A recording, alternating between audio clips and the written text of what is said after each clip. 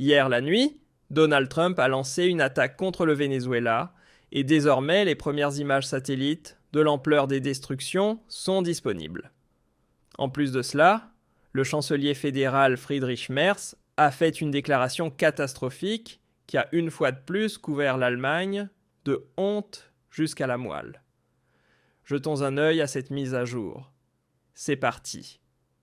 Cela fait maintenant plus de 24 heures que l'attaque américaine contre le Venezuela a eu lieu et les réactions internationales sont massives, particulièrement celles en provenance d'Allemagne qui sont franchement hallucinantes. Ce qui choque surtout, c'est à quel point ces réactions sont disparates, parfois même misérables. La chef des Verts, Franziska Brandner, a déclaré « Il est absolument urgent que le gouvernement fédéral condamne clairement cette violation du droit international. » La présidente de Die Linke, Leni Schwertner, a écrit « Attaque contre le Venezuela. Quiconque viole le droit international et enlève des présidents mène un terrorisme d'État brutal. Il ne peut y avoir de deux poids, deux mesures face à des guerres d'agression illégale. Le gouvernement allemand doit condamner immédiatement cette attaque américaine. » Et Sarah Wagenknecht du BSW a ajouté « Les valeurs de l'Occident en action, les États-Unis, bombardent le Venezuela et enlèvent le président Maduro. » Où est l'indignation du gouvernement allemand? Cette attaque est une violation non provoquée du droit international et un acte d'agression pur et simple.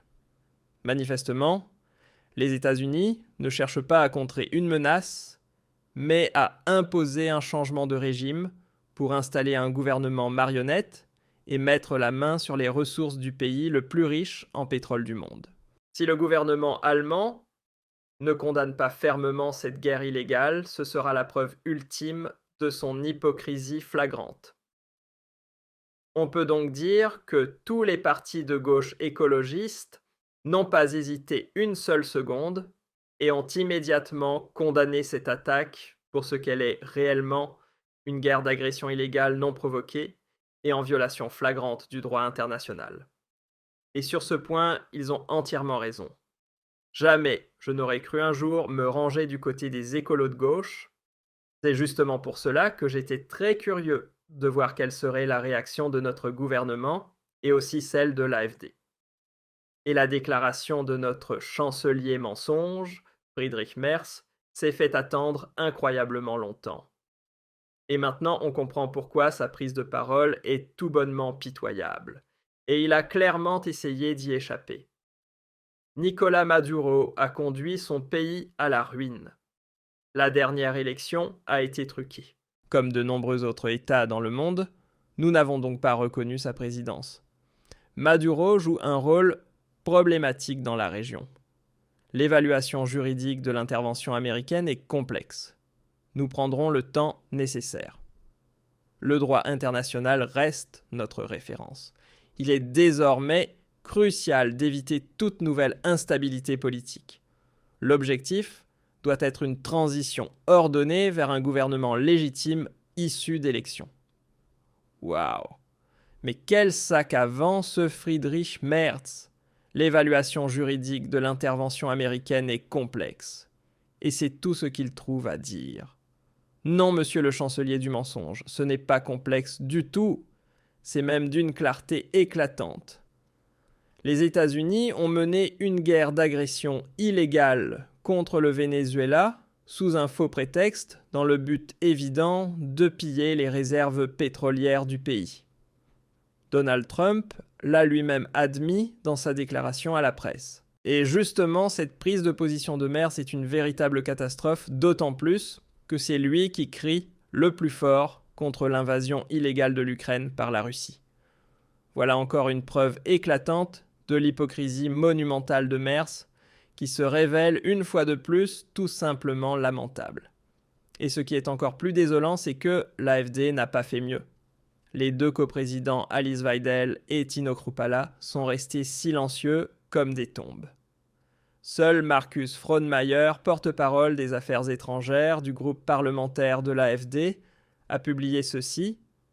En principe, nous voyons d'un œil critique toute ingérence dans la souveraineté des États et restons attachés au principe de non-ingérence. En même temps, il faut rappeler que les résultats électoraux du Venezuela ne sont pas reconnus à l'échelle internationale, que les partis d'opposition y sont interdits et exclus des élections, et que ce pays est un acteur central du trafic de cocaïne vers l'Europe. Il est trop tôt pour porter un jugement définitif, car nous attendons encore les justifications des États-Unis. Par ailleurs, j'espère que ces développements ne compromettront pas le processus de paix en Ukraine. C'est quasiment mot pour mot la même foutaise que celle du chancelier du mensonge Merz. De l'esquive pure et simple, juste pour ne pas critiquer trop frontalement Donald Trump. Franchement, je suis déçu par l'AfD qu'elle ne prenne pas position de manière claire, surtout quand on sait qu'elle aime tant se présenter comme un parti anti-guerre. J'espère qu'un correctif clair va être publié très rapidement. Mais bon, laissons ça de côté pour l'instant et passons à la deuxième mise à jour, car nous avons maintenant des images satellites de l'attaque américaine contre le Venezuela. Destruction au Venezuela. Des images satellites révèlent les conséquences du raid américain. L'opération surprise, menée par les États-Unis pour capturer le président vénézuélien Maduro, a provoqué une onde de choc à travers le monde. De nouvelles images satellites, prises samedi par l'entreprise américaine OneTor et publiées par le magazine économique Businessr, montrent les dégâts infligés au complexe militaire de Caracas. Ces clichés révèlent des destructions autour du site militaire de Fuerte Tiuna, situé au sud de la capitale. Fuerte Tiuna est une installation militaire stratégique majeure au Venezuela. On y trouve le ministère de la Défense, les principaux états-majors des résidences officielles et d'autres infrastructures clés.